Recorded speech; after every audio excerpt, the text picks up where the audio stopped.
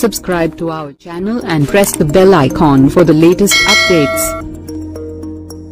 Box office వద్ద ఈసారి సంక్రాంతి పండుగకు భారీ అంచనాల మధ్య విడుదలైన సినిమా గుంటూరు కారం. త్రివిక్రమ్ దర్శకత్వంలో మహేష్ బాబు నటించిన ఈ సినిమాకి మొదటి రోజు టాక్ పర్వాలేదనిపించింది. సాధారణ ప్రేక్షకులతో పాటు రివ్యూలు కూడా బాగానే వచ్చాయి. అయితే ఈ సినిమా కలెక్షన్ విషయానికి వస్తే అన్ని సెంటర్లలో నుంచి ఓపెనింగ్ రికార్డు స్థాయిలో రాబట్టింది. గుంటూరు కారం మొదటి రోజు ప్రపంచవ్యాప్తంగా దాదాపు 50 కోట్లకు పైగా కలెక్షన్స్ రాబట్టినట్లు ఇండస్ట్రీ టాక్. ప్రస్తుత అంచనాల ప్రకారం ప్రపంచవ్యాప్తంగా గుంటూరు కారం సినిమాకి వచ్చిన కలెక్షన్స్ 2 తెలుగు రాష్ట్రాలలో 44.50 కోట్ల రూపాయలు, కర్ణాటక నుండి 4.5 కోట్ల రూపాయలు, తమిళనాడు నుండి 50 లక్షల రూపాయలు, మిగిలిన రాష్ట్రాలలో 50 లక్షల రూపాయలు, ప్రపంచవ్యాప్తంగా 50 కోట్ల రూపాయలు. ఈ కలెక్షన్కు సంబంధించి సినిమా యూనిట్ నుండి అధికారిక ప్రకటన రావాల్సి ఉంది.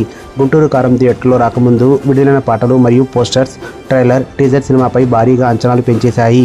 కుర్చీ మడతపెట్టి సాంగ్ యూట్యూబ్ని షేక్ చేసేసింది.